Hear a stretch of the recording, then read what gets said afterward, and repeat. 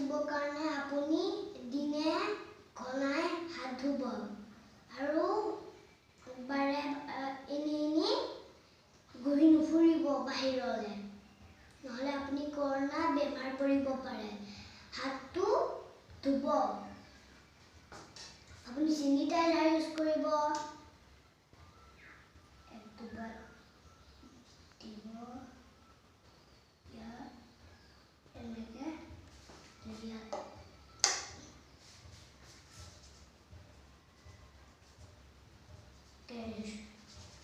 শুকাব, তাৰপিছত আপুনি ইউজ কৰিব।